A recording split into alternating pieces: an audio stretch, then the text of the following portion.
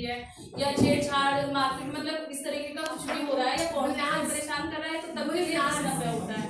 1090 पे कॉल महिला भी कर सकती है, जेंट्स भी कर सकता है। ऐसा नहीं है कि महिलाओं के लिए महिला कॉल करेगी, कोई भी शिकायत कर सकते हैं, लेकिन प्रकरण कौन सा होना चाहिए? महिला संबंधी। मतलब हमारी बहन माँ बेटियों के साथ में अगर कोई दिक्कत है तो हम लोग भी कर सकते हैं, जेंट्स लोग भी इस पर शिकायत कर सकते हैं, लेकिन प्रकरण महिला चाहिए।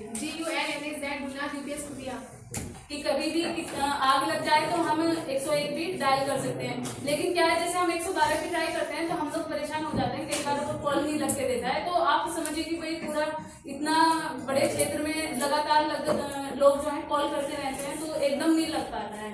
तो एट अ टाइम मतलब सर्वर बिजी जाता रहता है, तो 4-5 बार ट्राई कर लीजिए तो कॉल लग ही जाएगा। ऐसे 102 हेल्पलाइन नंबर है एम्बुलेंस का, 108 है एम्बुलेंस का। दोनों ही 102 108 एम्बुलेंस है, लेकिन फर्क क्या है? 108 जैसे एक्सीडेंट हो गया कोई भी है तो हमें उसे हॉस्पिटल तक पहुंचाना है, उसके लिए 108 है, ये सबके लिए अवेलेबल है। बाकी जो 102 है, 102 गर्भवती महिलाओं के लिए है, ये महिलाओं के लिए दिया गया है। 112 सबके लिए बताया, लेकिन 112 ना महिलाओं के लिए विशेष सुविधा देता है। रात के 10 बजे से 6 बजे के बीच में अगर आप कहीं सुनसान स्थान में फंस गए हैं, मतलब आपके साथ में महिला है कोई और जगह ऐसी है कि सुरक्षित नहीं लग रहा है हमें, तो 112 पे कॉल करके हम बता सकते हैं। तो 112 की गाड़ी आएगी, आपको सुरक्षित स्थान तक पहुंचा देगी या घर तक पहुंचा देगी, या कम से कम ऐसी जगह पहुंचा देगी जहाँ से तुम्हें घर जाने तक का साधन उपलब्ध हो जाए। क्योंकि रात में हम सोचते हैं कि हम क्यों फंसेंगे, तो कई बार हम किसी काम से जा रहे हैं या इमरजेंसी में जा रहे हैं और हमारा खुद का वाहन ही खराब हो गया, तो तब भी फंस सकते हैं तो 112 पे तब भी कॉल किया जा सकता है। टोल फ्री नंबर है, तो मतलब बिना पैसे के भी आपका कॉल इसमें लगता है। ऐसे एक नंबर है 1076 पे हम लोगों की शिकायत हो सकती है, मतलब गवर्नमेंट जिसने भी अधिकारी कर्मचारी है उनकी शिकायत 1076 नहीं, आप लोगों को तो मैंने इसलिए बता दिया कि आप भी में आऊंगी जेब पे, और मैं इतना हाँ तभी तो मैंने नहीं, आप लोगों की भी हो सकती है, मतलब ध्यान में भी है। जैसे मतलब 18 साल से कम उम्र की लड़की की शादी की जा रही है या बच्चों से बाल सफेद कराया जा रहा है, तो इसकी शिकायत इस पे कर दीजिए, तो उसके लिए है। अब एक हेल्पलाइन नंबर आ जाता है 1930 बताने से पहले ना, मतलब साइबर क्राइम तो हम लोगों ने सुना है ना। क्राइम का मतलब ये होता है कि तत्समय लागू जो भी कानून है उसकी नजरों में जो भी दंडनीय है, ऐसा कोई काम जो तत्समय लागू कानून की नजरों में दंडनीय हो वो अपराध आता है। मतलब हमारे देश में जो भी कानून प्रचलित है उसके अकॉर्डिंग जो भी दंड देने योग्य है वो अपराध है। तो अब साइबर का मतलब हो जाता है जो अपराध, एक चोरी डकैती हो गया, मानसिक लूटपाट, ऐसा ये अपराध है सब। लेकिन जो इलेक्ट्रॉनिक डिवाइस के थ्रू होता है साइबर स्पेस में जो हो रहा है इलेक्ट्रॉनिक डिवाइस के थ्रू अपराध, तो साइबर क्राइम है। ये 2 तरीके का होता है, एक तो वित्तीय फ्रॉड हो जाता है, मतलब पैसे, और एक सोशल फ्रॉड भी होता है। यूज करके फेस किसी और का, बॉडी किसी और की, इस तरीके से हमारा फोटो वायरल कर दिया, तो ये सब आ गया सोशल क्राइम के, सोशल साइबर क्राइम।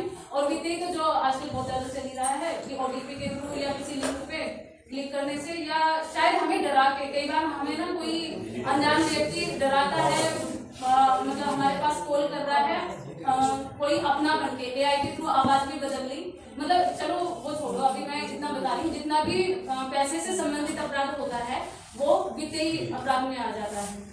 तो साइबर अपराध का मतलब अपराधी को हम लोग नहीं पकड़ पाते हैं, ना हम ट्रैक कर पाते हैं, पता नहीं अब जागरूक रहेंगे, बस जागरूकता ही एक उपाय है। इसके अलावा हम उन्हें पकड़ तो नहीं पाएंगे, और पकड़ते भी हैं तो कभी कभी कोई हाथ लगता है, लेकिन जो मेन क्रिमिनल है वो हाथ नहीं लग पाता है। वो जिसके थ्रू थोड़ा कर ले रहे हैं ना अपराध, मान लिया किसी के बैंक अकाउंट के थ्रू उन्होंने पैसा काट दिया, आपके अकाउंट से पैसा हैक करके उन्होंने किसी और अकाउंट में पहुंचाया, उस अकाउंट से उन्होंने आउट कर दिया, मतलब बैंक से आउट कर दिया, तो हम किसे पकड़ेंगे? जिसके बैंक अकाउंट से वो निकला है। हम अननोन ऐप हमारे फोन में डाउनलोड हो जाएगा और हमारे फोन का सारा कोड किसी और के हाथ में चला जाएगा। इसके बाद हमारे फोन में जितनी भी हमारी पर्सनल जानकारी है, मतलब जितना भी है सारा डाटा उनके पास में चला जाएगा।